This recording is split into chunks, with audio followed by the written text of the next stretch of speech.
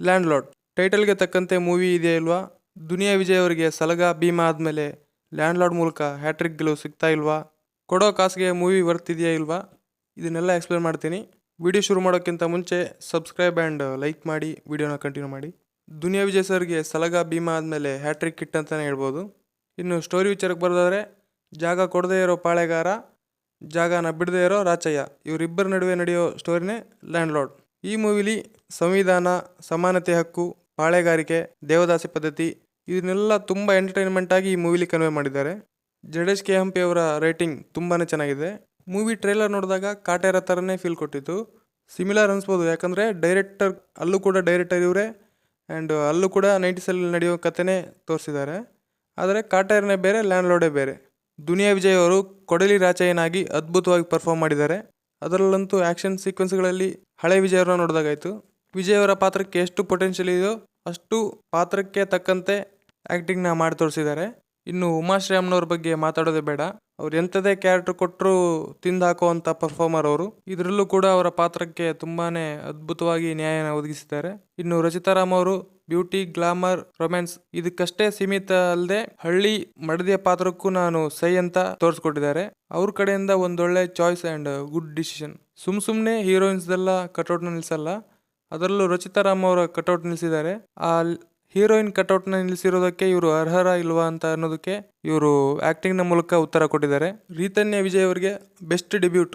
ಅವರ ಪಾತ್ರ ಕೂಡ ತುಂಬ ಸ್ಟ್ರಾಂಗ್ ಆಗಿದೆ ಆ್ಯಂಡ್ ಅವರು ಕೂಡ ತುಂಬಾ ಚೆನ್ನಾಗಿ ಆ್ಯಕ್ಟ್ ಮಾಡಿದ್ದಾರೆ.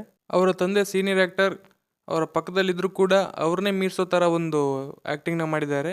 ವಿಲ್ಲನ್ ಆಗಿ ರಾಜ್ಬಿ ಶೆಟ್ಟಿ ಅವರು one of the peak performance in the movie ಅಂತ ಹೇಳ್ಬೋದು. ಅವರ ಪಾತ್ರ ಸ್ಕ್ರೀನ್ ಮೇಲೆ ಬಂದಾಗೆಲ್ಲ ತುಂಬಾ ಭಯಪಡಿಸ್ತಾರೆ. ಹಿಂದೆ ಟರ್ಬೋ ಮೂವಿಲಿ ಮಮ್ಮೂಟಿ ಅವರಿಗೆ ಆ್ಯಂಟಗೋನಿಸ್ಟ್ ಆಗಿ ಆ್ಯಕ್ಟ್ ಮಾಡಿದ್ರು, ಆದರೆ ಅಲ್ಲಿ ಅಷ್ಟೊಂದು ಮೆಚ್ಚುಗೆ ಬಂದಿರಲಿಲ್ಲ.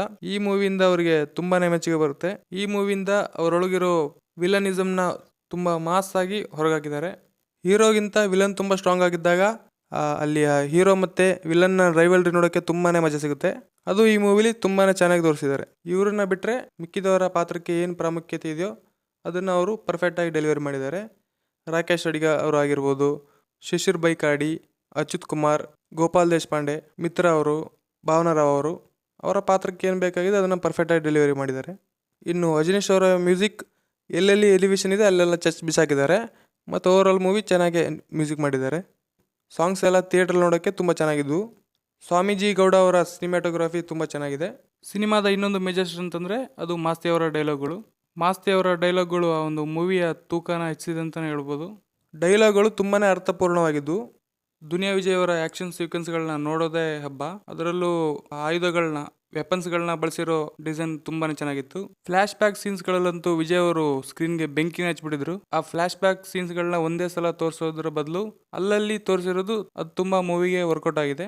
ಚಪ್ಪಲಿ ಹಾರ, ಫ್ಲ್ಯಾಶ್ ಬ್ಯಾಕ್ ವಿಜಯ್ ಅವರ ಫೈಟ್ಸ್, ರಚಿತಾರಾಮ್ ಅವರು ರಾಚಯ್ಯನಿಗೆ ಬೆನ್ನೆಲುಬಾಗಿ ಎನ್ಕರೇಜ್ ಮಾಡುವಂಥ ಸೀನ್ ಆಗಿರ್ಬೋದು, ರೀತನ್ಯ ವಿಜಯ್ ಅವರು ಜಮೀನ್ದಾರನಿಗೆ ಕೈಗೆ ಬೇಡಿ ಹಾಕಿ ಕರ್ಕೊಂಡು ಹೋಗುವಂಥ ಸೀನ್ ಆಗಿರ್ಬೋದು, ಇವನ್ನೆಲ್ಲ ನೋಡ್ಬೇಕಾದ್ರೆ ತುಂಬಾನೇ ಗೂಸ್ ಬಂಪ್ಸ್ ಮೂಮೆಂಟ್ ಅಂತಾನೆ ಹೇಳ್ಬೋದು. ಎಮೋಷನಲ್ ಸೀನ್ಸ್ಗಳು ಕೂಡ ಇದ್ವು. ಜಡೇಶ್ ಕೆ ಹಂಪಿ ಅವರ well matured storytelling without unnecessary drama, vulgarity, lagging ಇದನ್ನೆಲ್ಲ ಬಿಟ್ಟು ಸ್ಟೋರಿಗೆ ಏನು ಇಂಪಾರ್ಟೆನ್ಸ್ ಇದೆಯೋ ಅದನ್ನ ಚೆನ್ನಾಗಿ ಬರ್ಕೊಂಡಿದ್ದಾರೆ. ಇದು ಸಿನಿಮಾದ ಮೇಜರ್ ಪ್ಲಸ್ ಪಾಯಿಂಟ್ ಆಗಿ ಕಾಣುತ್ತೆ. ಫ್ಯಾಮಿಲಿ ಸಮೇತವಾಗಿ ಕೂತ್ಕೊಂಡು ನೋಡುವಂತ ಮೂವಿ ಹಾಗೂ 2026ರ ಪರ್ಫೆಕ್ಟ್ ಸ್ಟಾರ್ಟಿಂಗ್ ಸಿಕ್ಕಿದೆ. ಓವರ್ ಆಲ್ ಒಂದು ಗುಡ್ ವಾಚ್. ಕೊಡೋ ಕಾಸಿಗೆ ಮೋಸನೇ ಇಲ್ಲ. ಅದು ನಿಮ್ಮನ್ನ ಡೆಫಿನೆಟ್ ಆಗಿ ಎಂಟರ್ಟೈನ್ ಮಾಡೇ ಮಾಡುತ್ತೆ. ಇನ್ನು ಈ ಮೂವಿನ ಯಾರ್ಯಾರು ನೋಡಿಲ್ಲ, ನಾನು ವೀಕೆಂಡಲ್ಲಿ ಹೋಗ್ತೀನಿ, ರಿವ್ಯೂಸ್ನ ನೋಡಿ ಹೋಗ್ತೀನಿ ಅನ್ನೋರು ಮಿಸ್ ಮಾಡಿದೆ, ಈಗಲೇ ನಿಮ್ಮ ಹತ್ತಿರದ ಚಿತ್ರಮಂದಿರಕ್ಕೆ ಹೋಗಿ ಕನ್ನಡ ಮೂವಿನ ನೋಡಿ ಕನ್ನಡ ಮೂವಿನ ಗೆಲ್ಲಿಸಿ ಅಂತ ಕೇಳ್ಕೊಳ್ತಾ ನನ್ನ ಈ ರಿವ್ಯೂ ವಿಡಿಯೋನ ಇಲ್ಲಿಗೆ ಎಂಡ್ ಮಾಡ್ತಾ ಇದ್ದೀನಿ. ಇಲ್ಲಿವರೆಗೂ ವಿಡಿಯೋಗೆ ಲೈಕ್ ಮಾಡಿಲ್ಲ ಅನ್ನೋರು ಒಂದೇ ಒಂದು ಲೈಕ್ ಮಾಡಿ. ಆ ಲೈಕಿಂದ ನಮಗೆ ಇನ್ನಷ್ಟು ವೀಡಿಯೋಸ್ನ ಮಾಡೋಕ್ಕೆ ತುಂಬ ಮೋಟಿವೇಶನ್ ಸಿಗುತ್ತೆ.